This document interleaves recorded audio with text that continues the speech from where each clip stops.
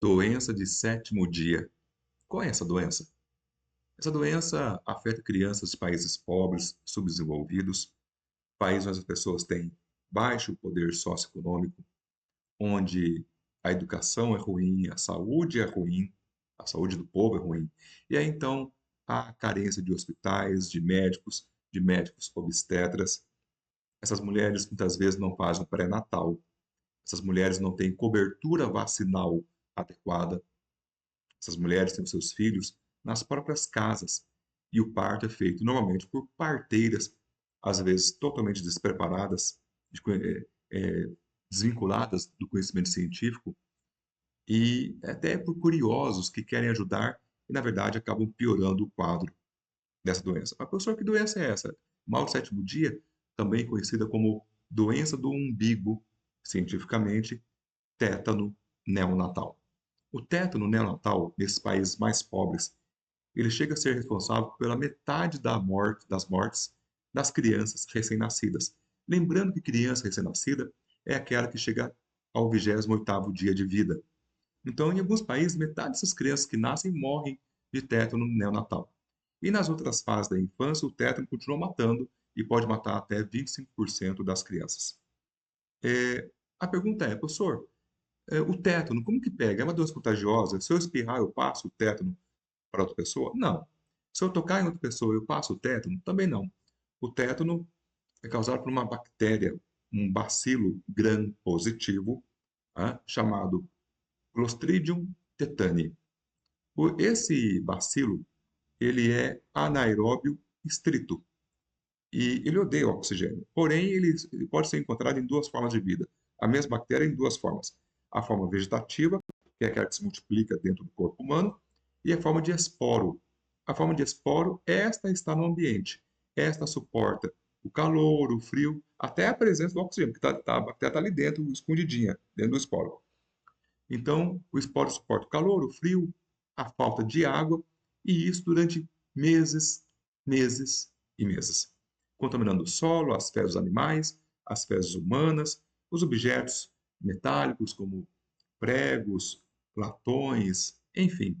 E também essa bactéria pode estar no ar, porque a poeira leva essa bactéria para todo lugar e contamina os utensílios domésticos, inclusive aquelas tesouras, aquelas facas, aqueles objetos que as parteiras vão usar na hora de fazer o parto, assim como os panos que elas usam também, né, durante o parto, e vai contaminar todos esses objetos.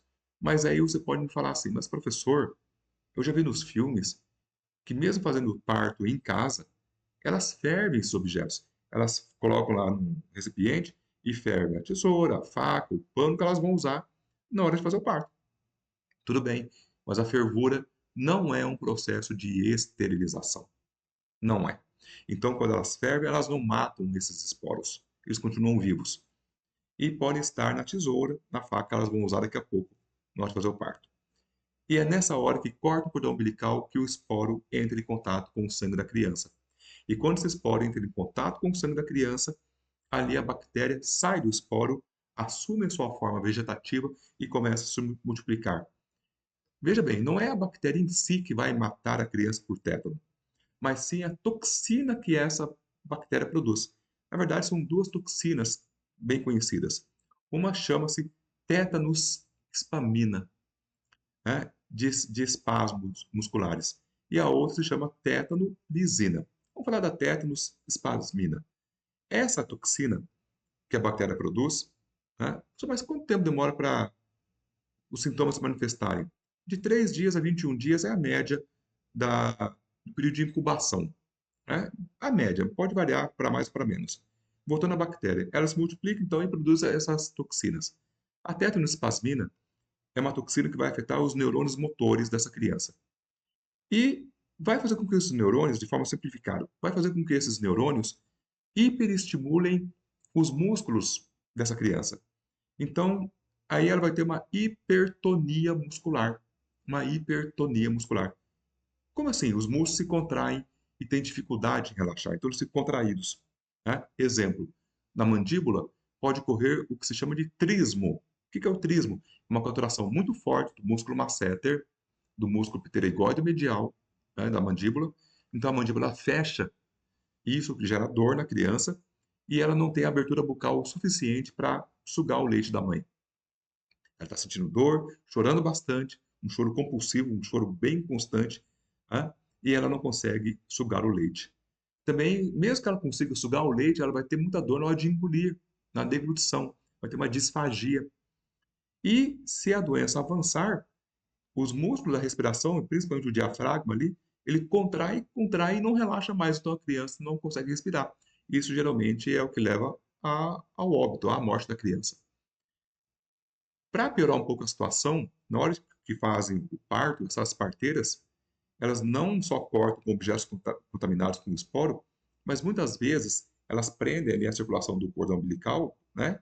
Com qualquer objeto que prende a circulação ali, e entre aspas, devido às crendices populares, há quase um curandeirismo, uma medicina das magias, das bruxarias, elas colocam ali, em cima do coto umbilical, terra de formigueiro, raspas de chifre de animais, raspas de arruda, né?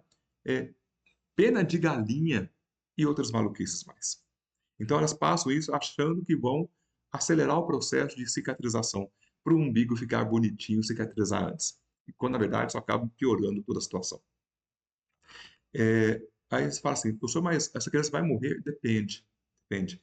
Se ela for levada ao médico, né, nos primeiros sintomas lá, geralmente acontece no sétimo dia, por isso mal do sétimo dia, quando a criança é levada ao médico, rapidamente, ele já vai para a UTI e ali a criança é sedada, ela vai receber antibiótico terapia, ela vai receber imunoglobulinas, vai receber soro, vacina, vai receber um monte de suporte médico para tentar restabelecer a respiração e devolver a criança à normalidade.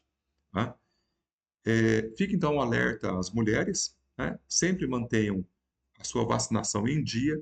Aí, literalmente, é melhor prevenir do que remediar. A mulher, quando vacinada, ela se protege, protege a criança, e a criança está protegida até o segundo mês após o nascimento. Depois aí os médicos vão intervir na criança, mas até o segundo mês que ela nasce, ela está protegida pela vacina que a mãe dela tomou. Tudo bem, pessoal? Bem-vindos ao Pérolas da Medicina. Até o próximo vídeo. Tchau.